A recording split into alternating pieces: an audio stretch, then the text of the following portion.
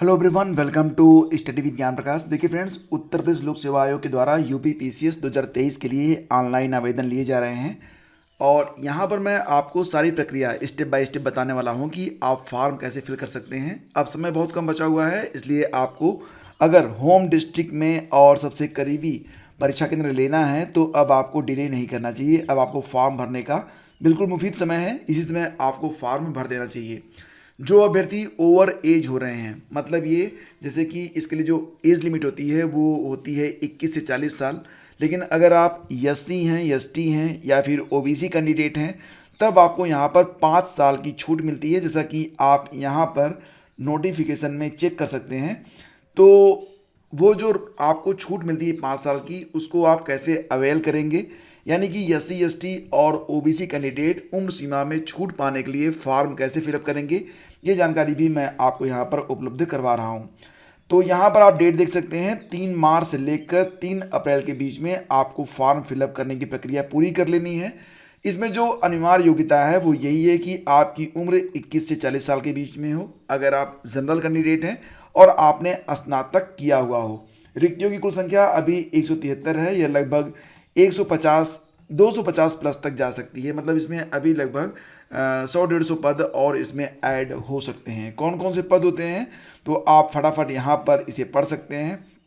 आरक्षण का लाभ केवल उत्तर प्रदेश के जो एससी एसटी या फिर जो उत्तर प्रदेश के निवासी हैं, जैसे कि एससी एसटी ओबीसी या फिर जो दूसरे प्रकार का आरक्षण लेना चाहते हैं, जैसे कि क्षैतिज आरक्षण, महिला अभ्यर्थी वगैरह, और जो खिलाड़ी हैं या फिर जो लोग यूपी में कर्मचारी हैं, राज्य कर्मचारी हैं, उनको तो सारी चीज़ें यहाँ पर बताई गई हैं। इसके बाद आगे बढ़ें तो आपको जो उम्र सीमा में छूट मिलती है वो कितनी मिलती है, यहाँ पर थोड़ा सा मैं जूम करता हूँ ताकि आप क्लियर हो सकें। 1 जुलाई 2023 से आपकी उम्र की गणना की जाएगी और तब आपकी उम्र 21 से 40 साल के बीच में होनी चाहिए। मतलब कि आपका जन्म 2 जुलाई 1983 से पहले और 1 जुलाई 2022 के बाद का नहीं होना चाहिए। लेकिन दिव्यांगजन के लिए उम्र सीमा 55 वर्ष है, अर्थात उनका जन्म 2 जुलाई 1968 के पहले का नहीं होना चाहिए। यहाँ पर देखिए, यूपी के जो अनुसूचित जाति, अनुसूचित जनजाति और उत्तर प्रदेश के अन्य पिछड़े वर्ग के अभ्यर्थियों और उत्तर प्रदेश के वर्गीकृत खेलों के कुशल खिलाड़ियों, उत्तर प्रदेश राज्य सरकार के राजकीय कर्मचारियों, उत्तर प्रदेश बेसिक शिक्षा परिषद शिक्षक, शिक्षणेतर कर्मचारियों तथा उत्तर प्रदेश के अनुदानित माध्यमिक विद्यालयों में कार्यरत शिक्षकों कर्मचारियों के लिए अधिकतम आयु सीमा में 5 वर्ष की छूट अनमन्य होगी, अर्थात उनका जन्म 2 जुलाई 1978 के पूर्व का नहीं होना चाहिए। बाकी डिटेल्स आप यहाँ पर चेक कर सकते हैं। तो यहाँ तक सारी जानकारी आपकी ज़रूरी थी। अब चलिए चलते हैं वेबसाइट पर। वेबसाइट पर आपको नीचे आना है, यहाँ लेफ्ट साइड में देखो, ये फॉर्म आप मोबाइल फ़ोन पर नहीं भर पाएंगे क्योंकि अभी जो नई वेबसाइट आपके सामने है ये मोबाइल फ़ोन के लिए कंपैटिबल नहीं है, इसलिए इसको आपको लैपटॉप या कंप्यूटर पर ही भरना होगा। ऑल नोटिफिकेशन पर क्लिक कर दीजिएगा। आपके पास यहाँ एग्जामिनेशन में कंबाइंड स्टेट अपर सब ऑर्डिनेट सर्विस एग्जामिनेशन ये नीचे लिखा हुआ है, जिसमें डेट दी गई है 3/3/2023 से 3/4/2023। डिटेल्स आप यहाँ पर चेक कर सकते हैं। एडवर्टीजमेंट यहाँ पर क्लिक करके डाउनलोड कर सकते हैं। अप्लाई के लिए यहाँ पर आप क्लिक करेंगे। जैसे ही आप यहाँ पर क्लिक करेंगे आपको कुछ डिटेल्स यहाँ पर शो होगी। पीसीएस एग्जामिनेशन 2023, पे स्केल है 9,300 से 34,800, lower age 21, upper age 40, total number of post 173 और क्वालिफिकेशंस आप यहाँ पर चेक कर सकते हैं। रजिस्ट्रेशन के बटन पर आपको क्लिक करना है। यहाँ पर क्लिक करेंगे तो उसके बाद क्या होता है कि क्या आपने पहले कभी यूपीपीएससी का कोई फॉर्म भरा हुआ है, अगर यस तो आप यहाँ पर यस लिखेंगे, अगर नो तो आप यहाँ पर नो लिखेंगे। यस करने पर क्या होगा, आपसे आपका रजिस्ट्रेशन नंबर मांगा जाएगा, जैसा कि आप यहाँ पर देख सकते हैं, और रजिस्ट्रेशन नंबर डालते ही और ये कैप्चा डालते ही जो डिटेल्स उस समय आपने डाली थी फॉर्म भरते समय, सारी डिटेल्स आपके सामने आ जाएगी। अगर आप इसे यहाँ पर नो करते हैं तो एक फॉर्म ओपन होगा। ये कुछ ज़रूरी डिटेल्स यहाँ पर शो हो रही हैं, इसको आप लोग पढ़ लीजिएगा, उसके बाद आवेदन कीजिएगा। खास बात यह है कि इन केस आप OBC SC and ST candidate, caste category certificate number, date of issue and issuing authority if applicable, इसकी ज़रूरत आपको यहाँ पर पड़ेगी। Domicile certificate number, date of issue and issuing authority if applicable, मतलब ये कि ये डॉक्यूमेंट्स आपके पास होने चाहिए। और अगर आपके पास अभी नहीं है तो उसे फॉर्म भरने से पहले बनवा लीजिए, अन्यथा बाद में बनवाएंगे तो वो मान्य नहीं होगा। ये बात नोटिफिकेशन में लिखा गया है। In case of OBC SC and ST candidate caste category certificate should be up to the last date of form submission. ये बात आप यहाँ पर देख भी सकते हैं और बाकी जानकारी आप यहाँ पर पढ़ लेंगे।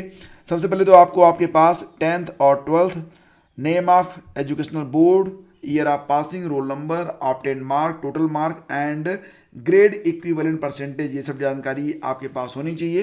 Reservation for the candidate belonging to SC ST OBC physically challenged ex serviceman category shall be given as per the rule of government of Uttar Pradesh norms. और आपके पास वैलिड ईमेल आईडी और मोबाइल नंबर होना चाहिए। तो ये आप अच्छे से पढ़ लीजिएगा। यहाँ पर चेक करके आई एक्सेप्ट पर क्लिक करेंगे, एक फॉर्म यहाँ पर ओपन हो जाएगा। इस फॉर्म में आपको सबसे पहले कैंडिडेट का नाम डालना है, यहाँ पर पिता का नाम डालना है, यहाँ पर माता का नाम डालना है, डेट ऑफ बर्थ जो भी है, मोबाइल नंबर और ईमेल आईडी, और यहाँ पर जेंडर सेलेक्ट करना है, are you married, yes or no.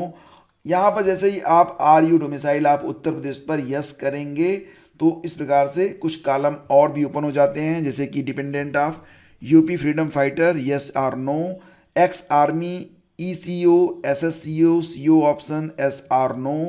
तो उसी प्रकार से फिजिकली हैंडीकैप्ड दिव्यांगजन है तो yes or no, skill player of UP, yes or no. ये सारी जानकारी आपको यहाँ पर डालनी पड़ेगी। कैटेगरी आपको यहाँ पर चुन लेनी है, general, EWS, OBC, SC ST जो कुछ भी है।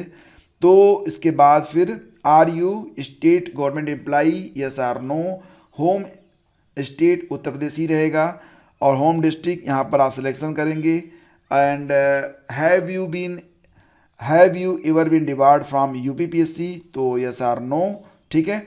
इसके बाद यहाँ पर हाई स्कूल और इंटरमीडिएट की डिटेल्स आपको डालनी है, year of passing, roll number, evaluation type और मैक्सिमम मार्क, मिनिमम मार्क मतलब कितना आपने प्राप्त किया था और पूर्णांक कितना था, परसेंटेज अपने आप यहाँ पर आ जाएगा। इंटर के बारे में भी डिटेल्स आपको यहाँ पर शो करना होगा, same as above high school की तरह। और यहाँ पर बैचलर डिग्री के लिए आपको यस करना ही करना पड़ेगा। और इसके बाद यहाँ वैलिडेट एंड प्रीव्यू पर आप क्लिक करेंगे ये कैप्चा डालकर, तो फॉर्म ओपन हो जाएगा। बाकी डिटेल्स मैं यहाँ पर एक बार फिलअप करता हूँ, आपको फाइनली लेके चलता हूँ अगले स्टेप पर। तो लेट्स प्रोसीड।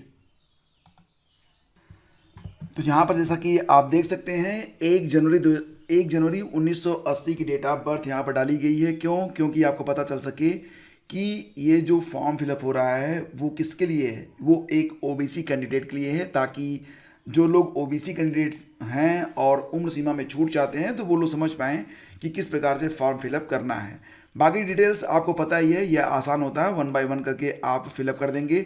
नीचे ये कैप्चा होगा, डाल के वैलिडेट एंड प्रीव्यू पर जैसे ही आप क्लिक करेंगे तो यहाँ पर आपको एक बार प्रीव्यू मिल जाएगा, इसको आप चेक कर लीजिए। अगर कहीं पर कोई त्रुटि आपको महसूस होती है तो उसको आप ठीक कर लीजिएगा, ठीक है।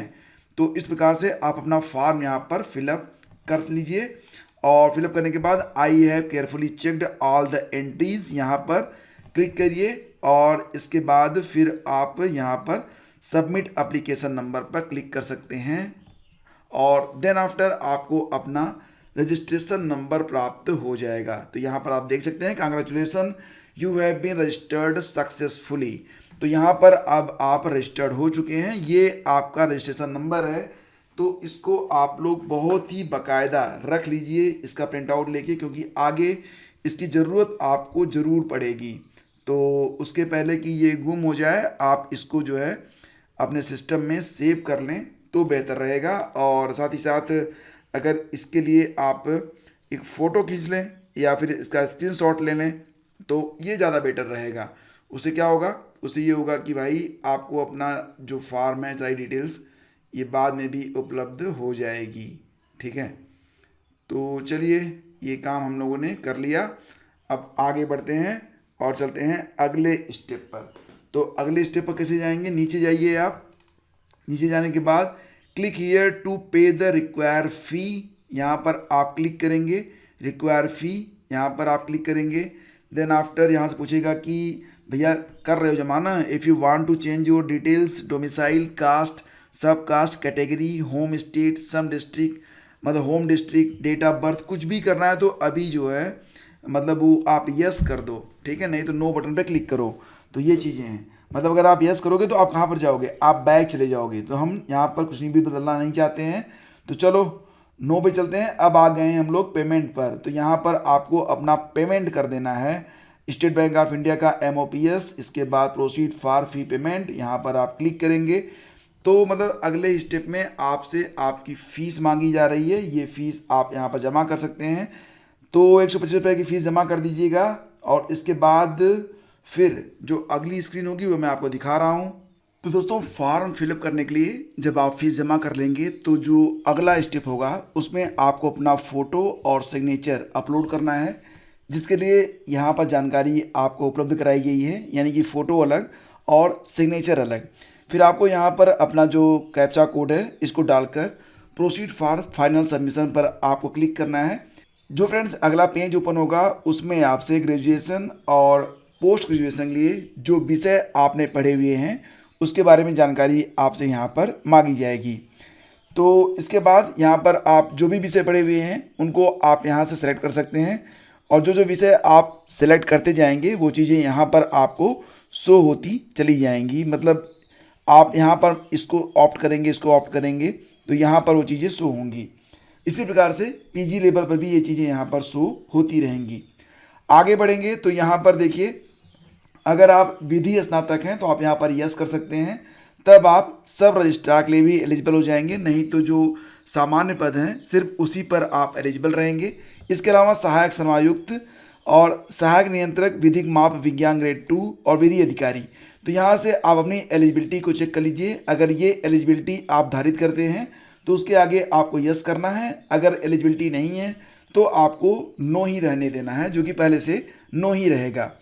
नीचे आपको अपना यहाँ पर डू यू नो हिंदी इन देवनागरी, इसको यस कर देना है। एड्रेस डाल देना है, परमानेंट एड्रेस, और अगर करस्पॉन्डिंग एड्रेस अलग है तो उसको आप यहाँ पर टाइप करिए। अदरवाइज अगर परमानेंट और वर्तमान समय का जो आपका पता है दोनों एक ही है, यहाँ पर आप चेक कर दीजिए। I accept the following declaration, यहाँ पर क्लिक करके यस पर आप चेक कर लीजिए। देन आफ्टर प्रीव्यू फॉर्म पर क्लिक करके सारी डिटेल्स को चेक कर लीजिए और इसके बाद जब आप आगे बढ़ेंगे तो सबमिट एप्लीकेशन फॉर्म पर आपको क्लिक करना होगा। फिर आपका जो फॉर्म है वो डाउनलोड हो जाएगा। ये पूरी प्रक्रिया है कि किस प्रकार से आप अपना फॉर्म भर सकते हैं। एक बात ध्यान रखिए कि प्री का फॉर्म भरने के लिए आपको OTR की ज़रूरत नहीं है, लेकिन जब आप मेंस का फॉर्म भरेंगे तब आपसे OTR मांगा जाएगा। मतलब ये कि OTR की प्रक्रिया आप निर्धारित तिथि तक, जो कि 31 मार्च है अभी तक, तब तक पूरी जरूर कर लें। और फॉर्म का जो प्रीव्यू है मैं एक बार आपको दिखा देता हूँ कि आपका फॉर्म किस प्रकार से दिखेगा। तो दोस्तों यहाँ पर आप देख सकते हैं ये आपका कंप्लीट एप्लीकेशन फॉर्म है और इसे डाउनलोड करके आपको अपने सिस्टम में रख लेना है। सारी डिटेल्स जो कि आपने फॉर्म फिलअप करते समय डाली है सब चीज़ें आपको यहाँ पर मिल जाएंगी। नीचे एक लाइन लिखी हुई रहेगी, accepted application form has been provisionally accepted. तो इसको लेकर आपको घबराने की कोई ज़रूरत नहीं है, आपका फॉर्म एक्सेप्ट हो जाएगा अगर आपने कोई मेजर या कोई बड़ी गलती आपने नहीं की है तो। और हाँ, कुछ लोगों को फॉर्म फिलअप करने में दिक्कत आ रही है तो मुझे नीचे कमेंट करके ज़रूर बताएं कि आपको क्या दिक्कत सामने आ रही है, ताकि अगले वीडियो में मैं उस दिक्कत का समाधान आपके लिए लेकर आ सकूं। तो वीडियो अच्छा लगा तो लाइक और शेयर कर दीजिएगा। एक एक वीडियो बनाने में काफ़ी मेहनत होती है तो थोड़ा सा हमें भी आप लोग मोटिवेट करिए। हम मिलेंगे आपसे अगले वीडियो में, तब तक के लिए आज्ञा दीजिए और आप सभी को अग्रिम शुभकामनाएं। 14 मई आपके लिए बहुत ही शुभ रहे, आप अपने लक्ष्य की ओर आगे बढ़ें और सफल हों।